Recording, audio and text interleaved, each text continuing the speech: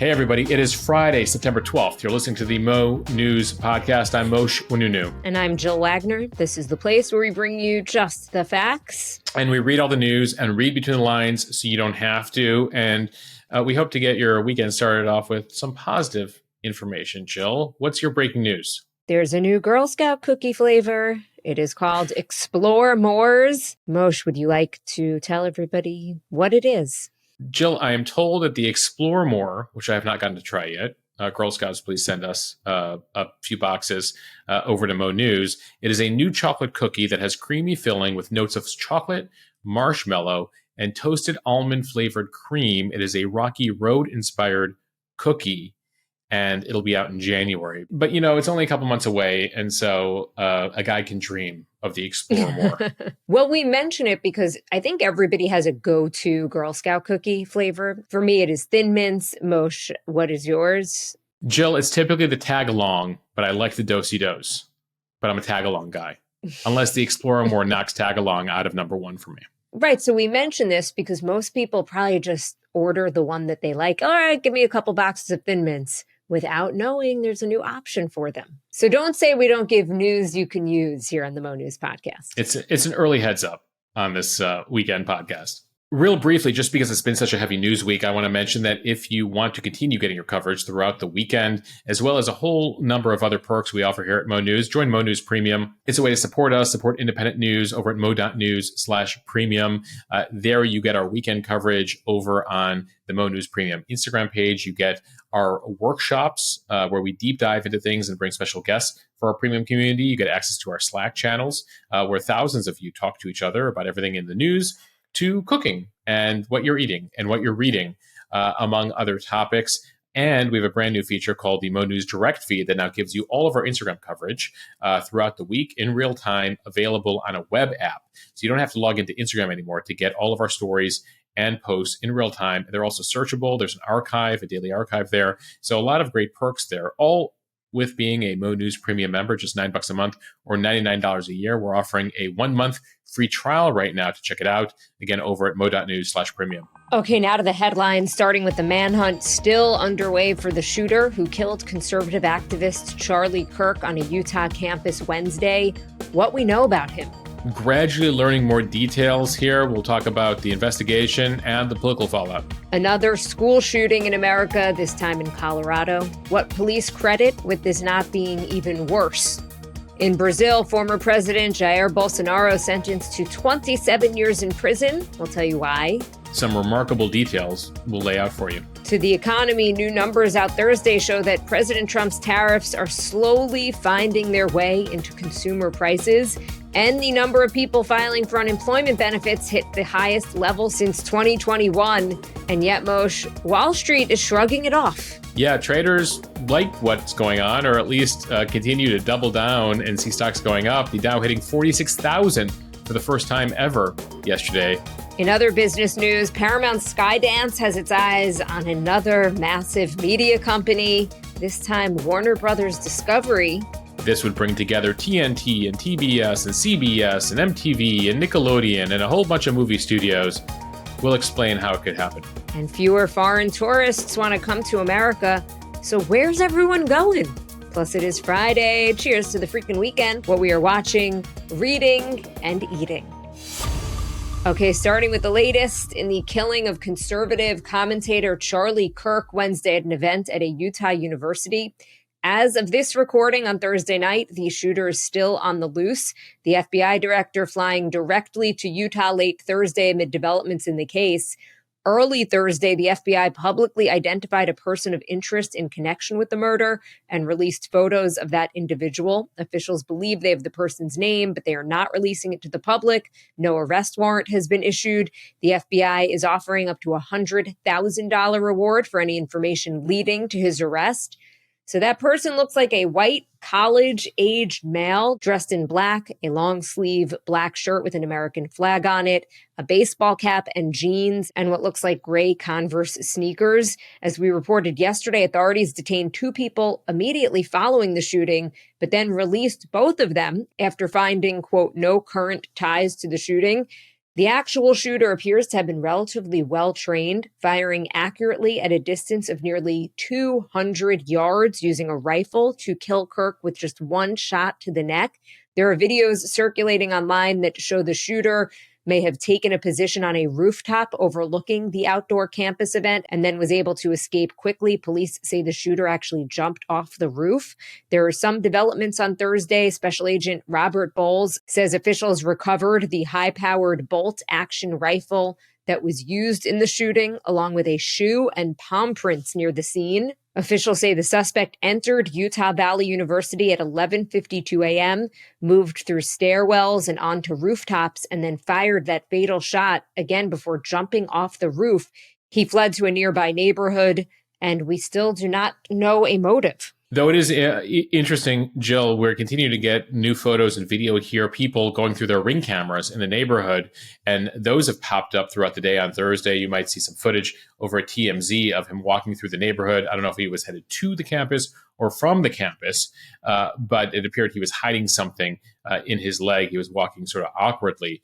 The key thing here, Jill, is this first 24 hours of the investigation is typically a very key period of time. And some law enforcement analysts are looking at the police work so far and seeing that there have been some sloppy moves in the first 24 hours. You mentioned the two people who were arrested and released. That first individual, an older man, you might have seen the video circulating early on social media. He apparently is sort of like a town sort of crazy person, claimed he had something to do with it. Turned out that he had no connection to the shooting. Then there was the second arrest of an individual who turned out didn't have a connection to the shooting either.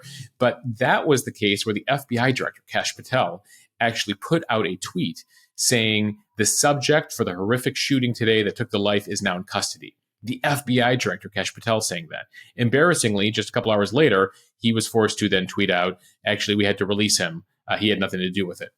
And that is not typical, Jill. FBI directors, first of all, don't live on Twitter, but Kash Patel very much lives on social media. You know, that's where he came from, the podcasting space, social media space. So, you know, we were talking about this in the newsroom that typically if an FBI director said, we got the guy, you would take it to the bank.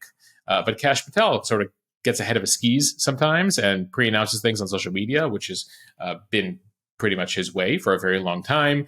And so it was also interesting that he made a point of still going to the 9/11 ceremony yesterday morning. Instead of going directly to Utah, even on Wednesday, J.D. Vance actually beat him to it. J.D. Vance flew to Utah first because he's very close or was very close with Charlie Kirk, for what is really the biggest case in Kash Patel's life right now, and the biggest case the FBI is facing for, among many reasons. Obviously, it's a huge political assassination, but also Charlie Kirk, very close to President Trump.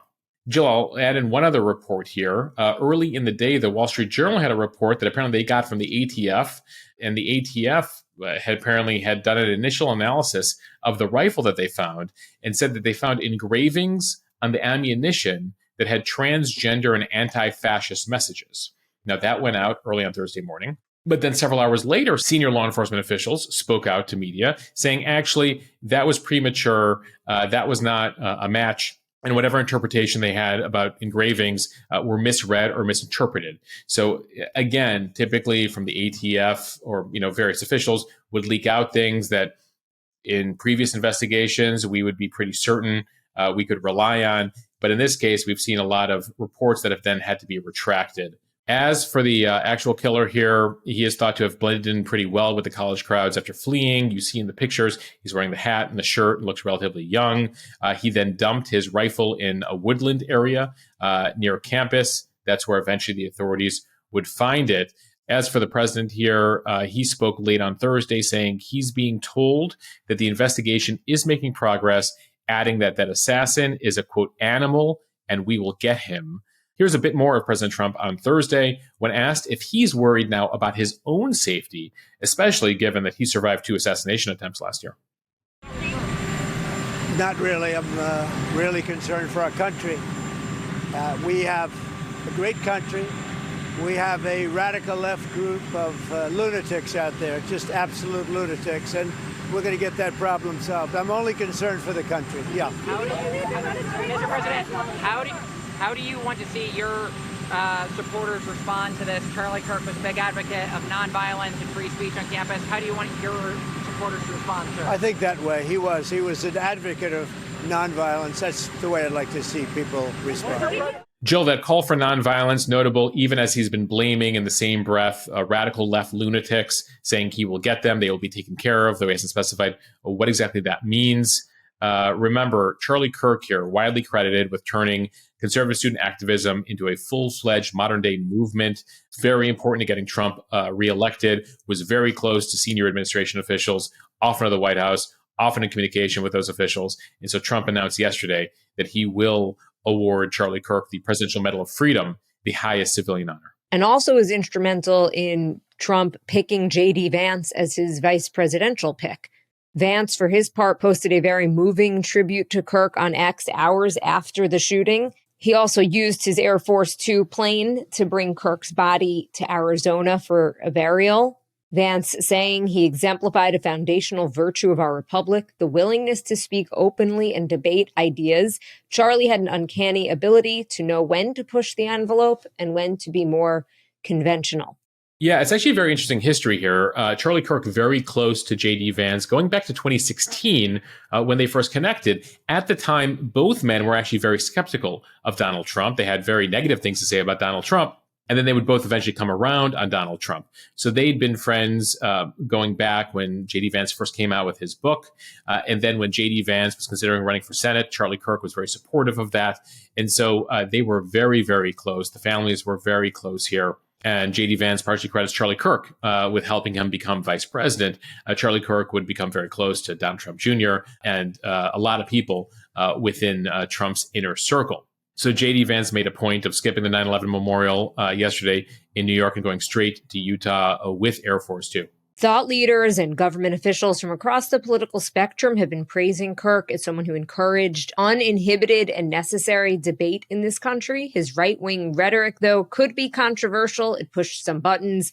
But he did make a point of engaging in open conversation and an exchange of ideas with people of opposing viewpoints.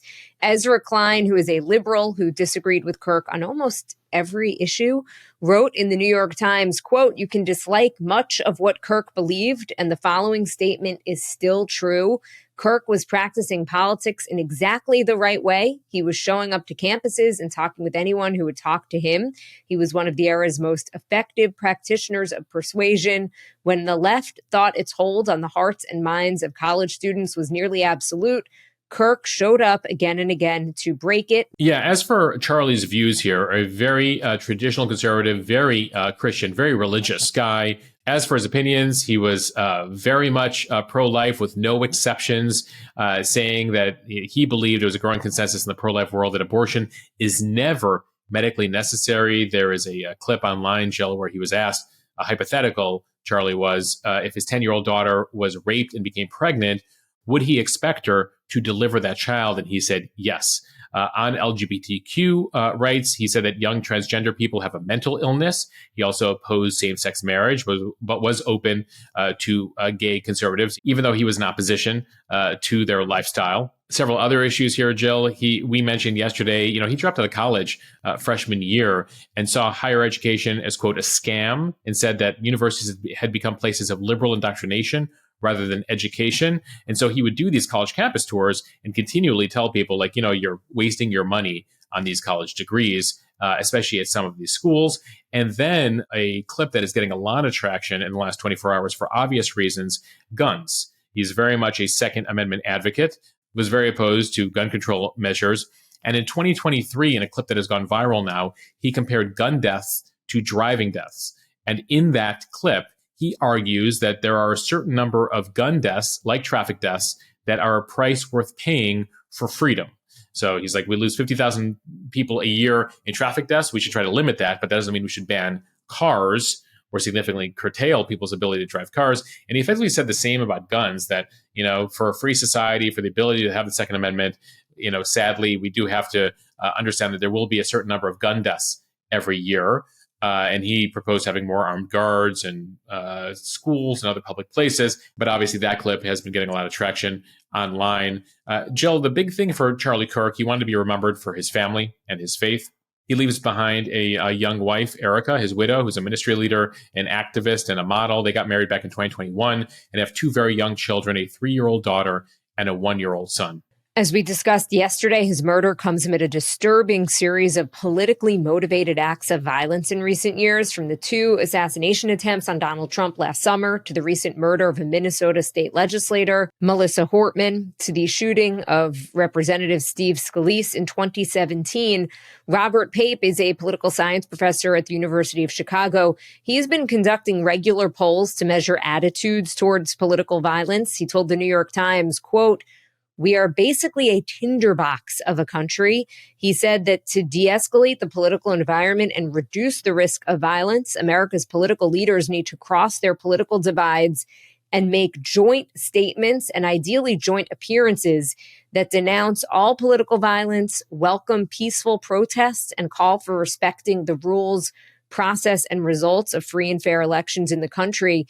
Moshe, I posted a clip of Kirk on my Instagram account, and he was visiting a college campus, and someone who didn't like him and disagreed with him said to him, "Why are you here?" And he said, "Because when people stop talking, bad stuff happens." I just want to play a short clip. When people stop talking, really bad stuff starts. When marriages stop talking, divorce happens. When civilizations stop talking, civil war ensues.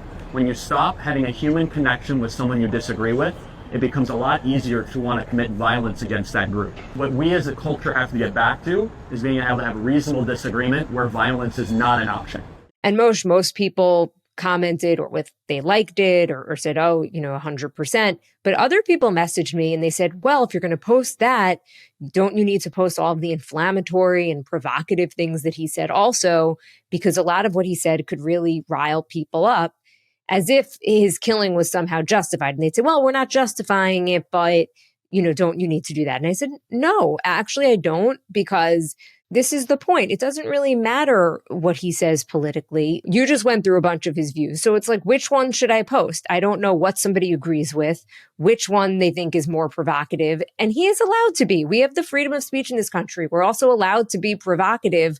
And we have to be able to condemn this killing, full stop.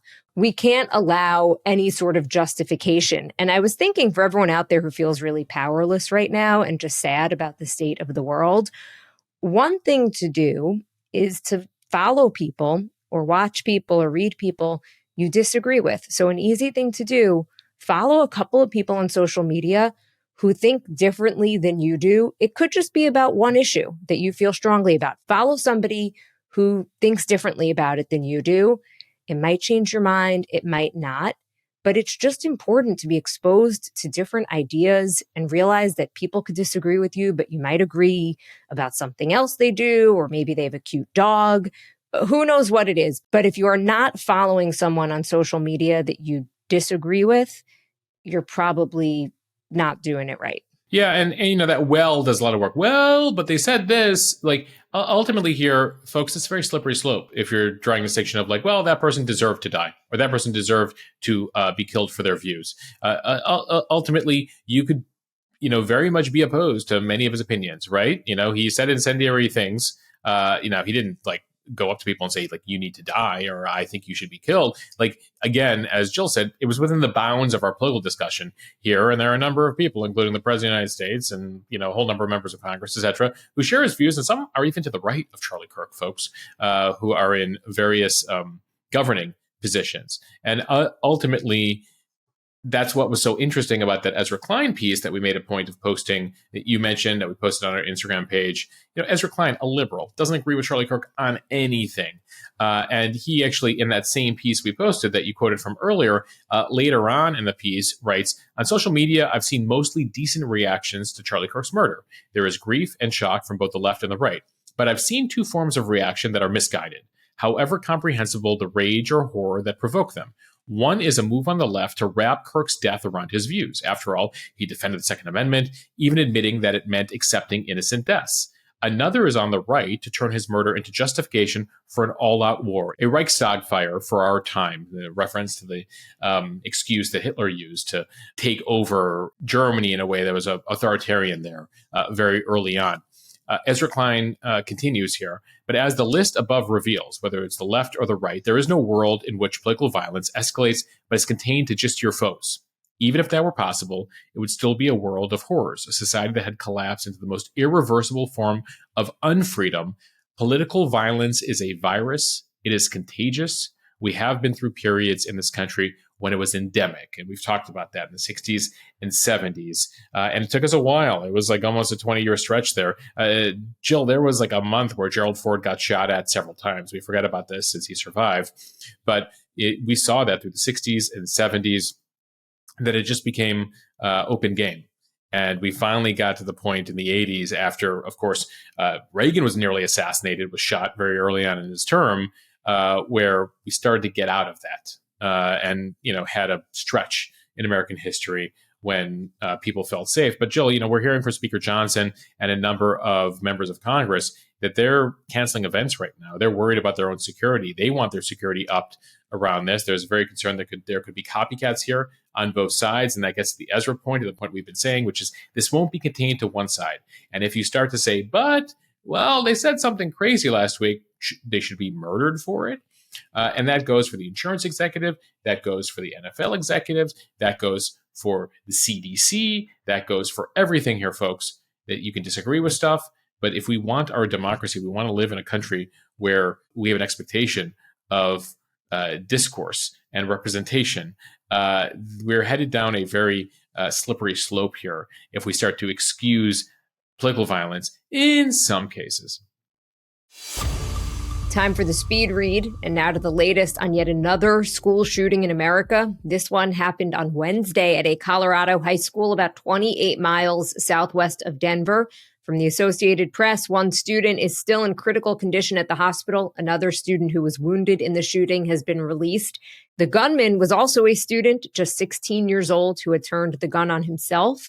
He is now dead. Officials say that he was radicalized online. The sheriff's office says that he was armed with a revolver handgun. So the gunfire at Evergreen High School broke out at about 12:24 p.m.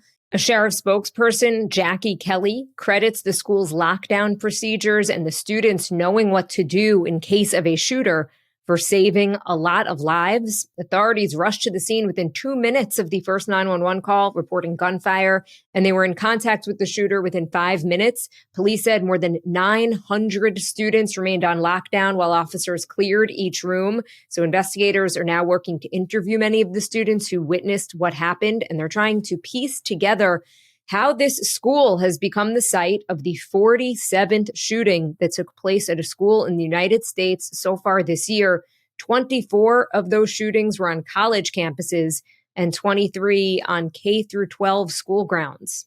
This happened just in the hours after the shooting of Charlie Kirk over at Utah Valley University, the story that we've been covering. We heard from a number of Coloradans that were looking for more coverage of this. And with the focus on Charlie Kirk and several other stories, we weren't able to cover it in yesterday's podcast, though we have been keeping coverage ongoing over on the Instagram page over the last 2 days. Unfortunately, Jill, as you went through the statistics, there are 47 school shooting this year.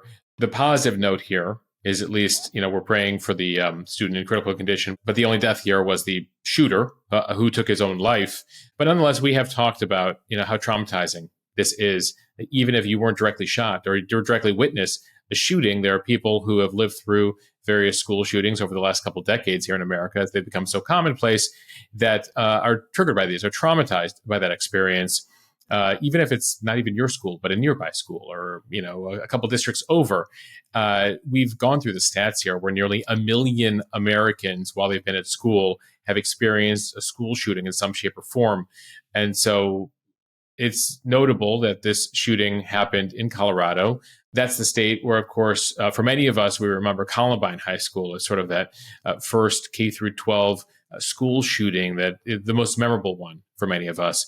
And that happened back in 1999. That was 25 years ago.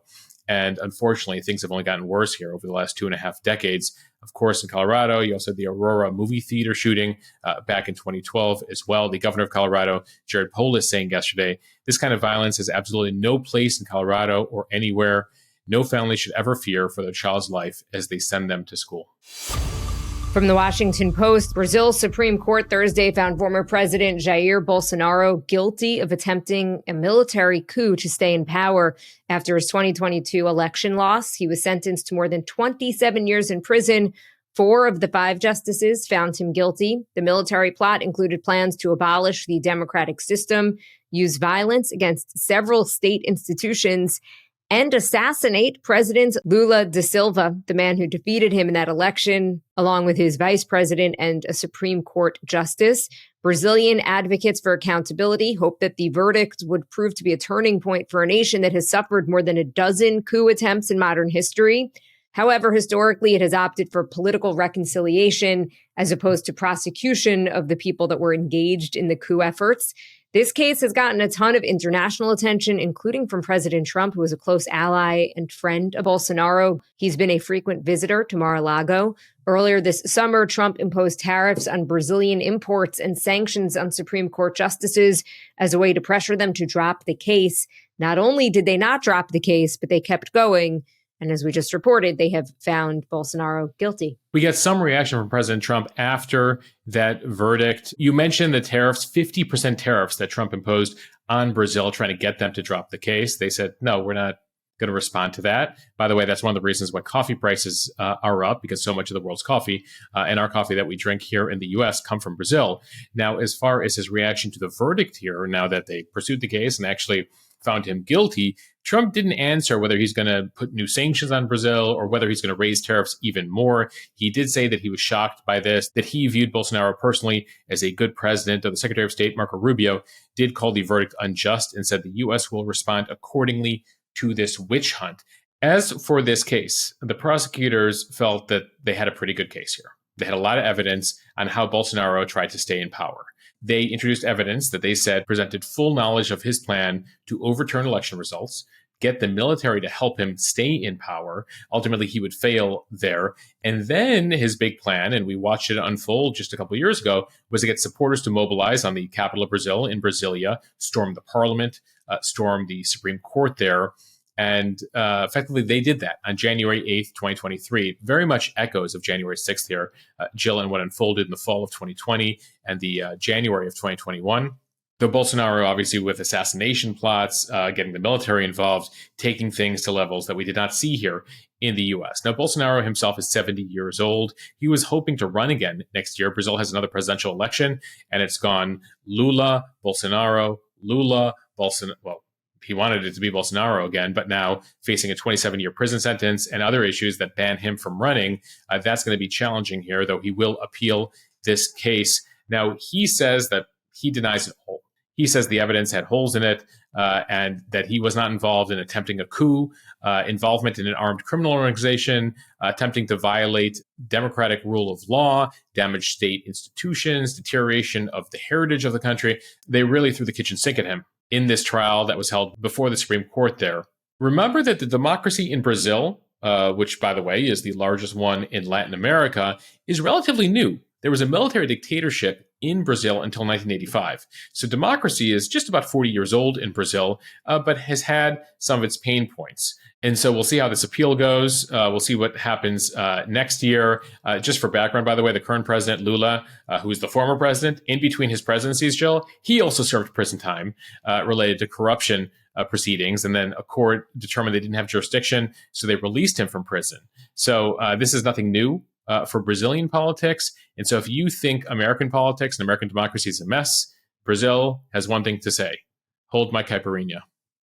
I was going to go with hold my beer, but definitely much more appropriate. We're staying authentic. We're staying authentic to Brazil. To the economy from CNBC, from clothing to auto parts to electronics and more, tariffs are making everyday items cost more at a time when the job market is looking increasingly fragile. A key Bureau of Labor Statistics inflation report released Thursday showed price increases for a variety of tariff-sensitive items.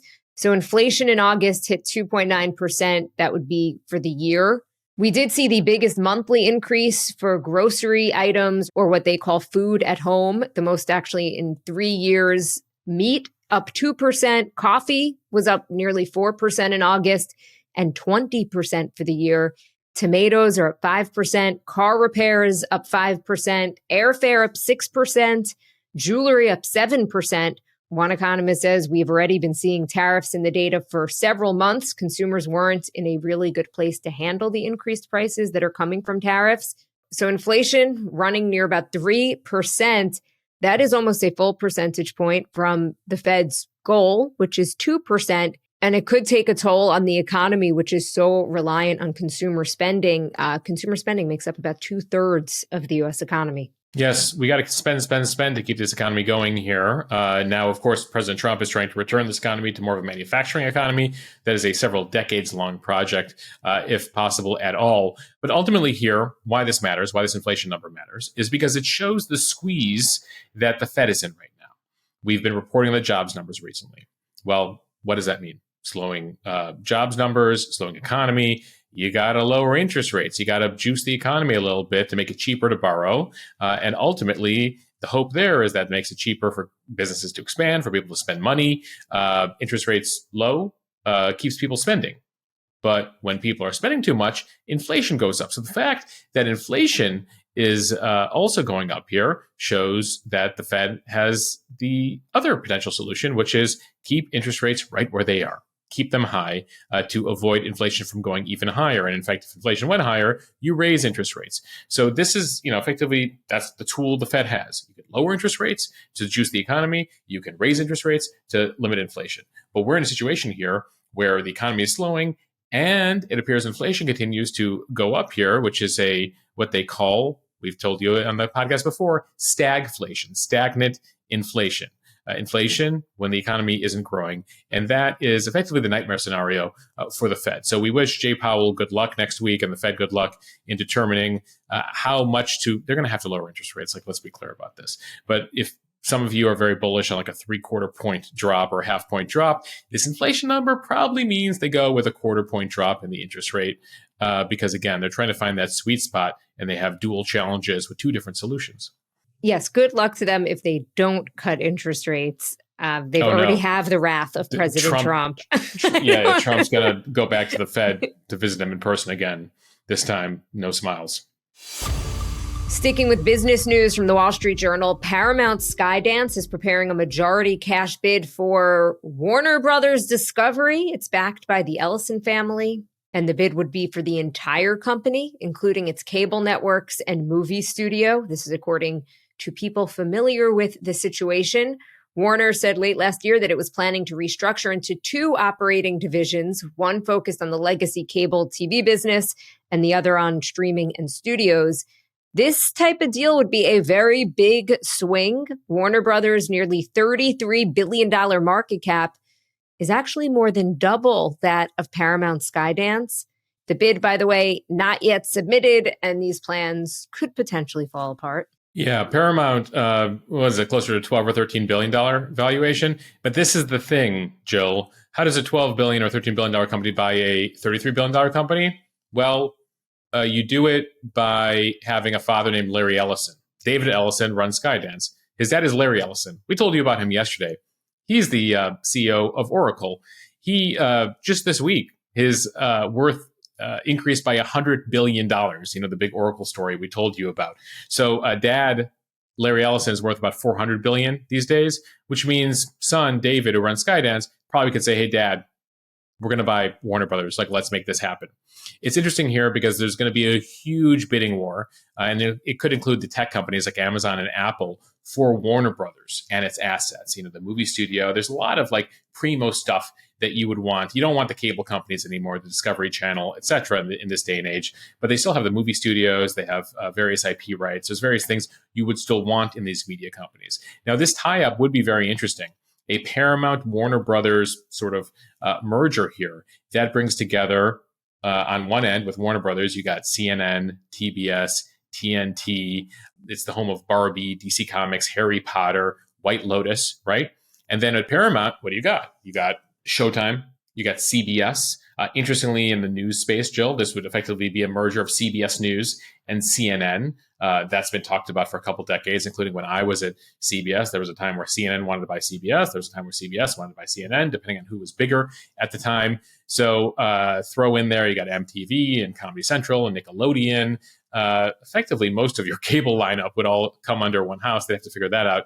But in this day and age, as you're trying to compete against Netflix and some of the big streamers, you got to get bigger. And Paramount is not big enough, and Warner Brothers is not big enough. But maybe together, they could be big enough. This will be interesting to watch.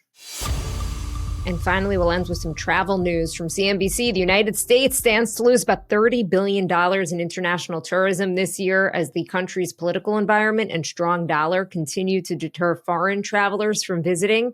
In the first half of 2025, the U.S. welcomed about 1 million fewer international visitors compared to the same time in 2024.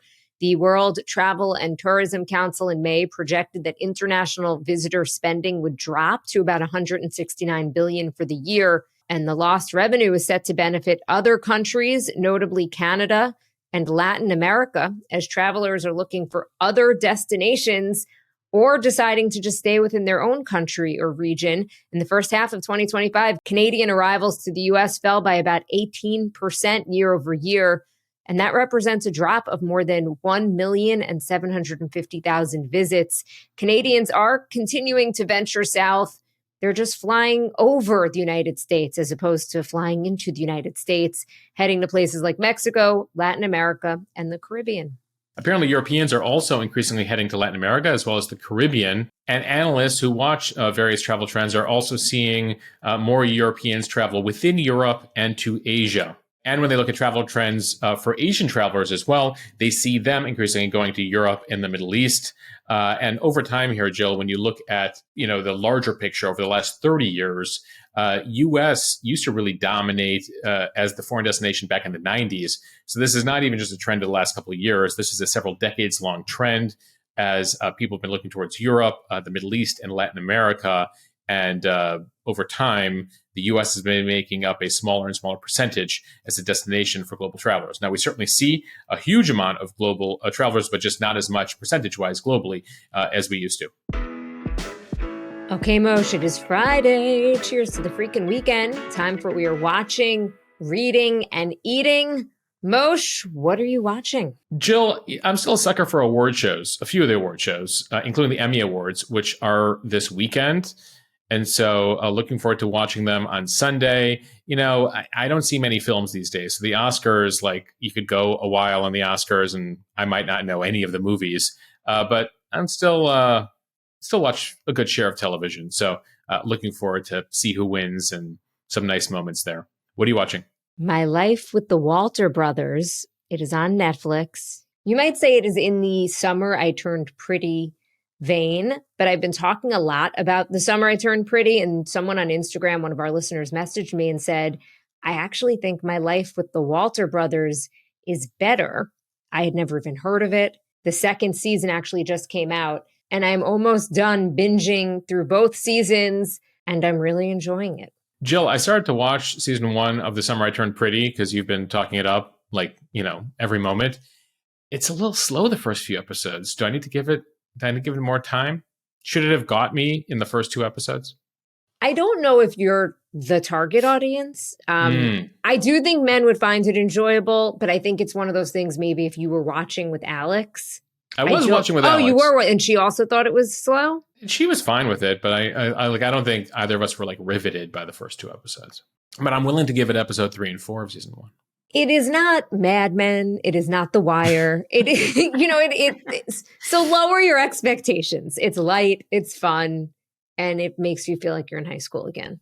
Moshe, what are you reading? So, Jill, I'm prepping for an interview next week with the former head of Israeli Mossad, one of the heads who ran the organization, Israel's version of the CIA between 2016 and 2021. His name is Yossi Cohen. He has a new book out called The Sword of Freedom, Israel and Mossad and the Secret War.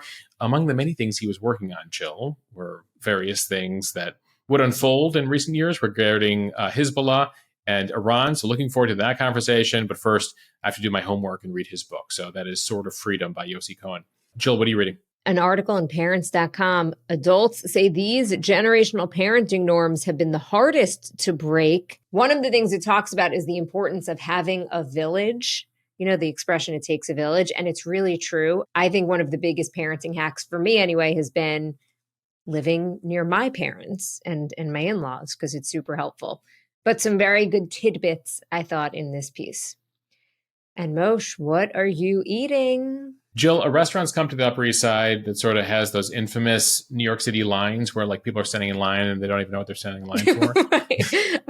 Or you walk by and you're like, are all of these people waiting for bagels? What's happening? So great about this place? Well, anyway, I'm looking forward to checking out. It's called Cafe Maud. They have a location downtown. They've opened up a location on the Upper East Side, and I'm told they have a great brunch.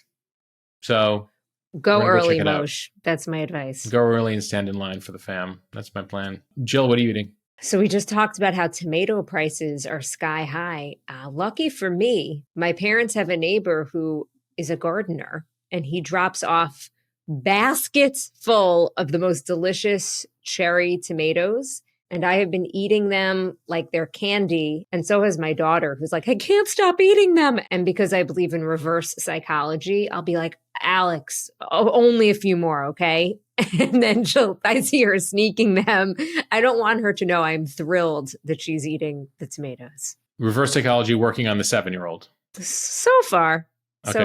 Until she's like, why do you keep eating them? I mean, I ate so many, my stomach is hurting. Anyway, thank you guys for listening to the Mo News podcast. If you like what you hear, please share this with your friends. It will help us grow. Follow us, subscribe so you don't miss an episode, and review us kindly in the App Store. The reviews matter. And a reminder that we have launched the Mo News direct feed, so you don't need Instagram anymore to get our 24/7 coverage. Jill, we've posted approximately 547 posts this week on Instagram in terms of the live coverage. So if you want your feed, you want all the video, you want all the background, in addition to what you get here every morning on the podcast, and you don't want to have to go to social media for it. Join Mo News Premium, mo.news/premium, and you get access to our web app, the Mo News Direct Feed, for all of our coverage, all archived, all searchable, and we've replicated the Instagram experience for you outside of Instagram. So again, mo.news/premium to join, support our coverage, and get access to our new Mo News Direct Feed. All right, have a great weekend, everybody. They can listen to more than the app.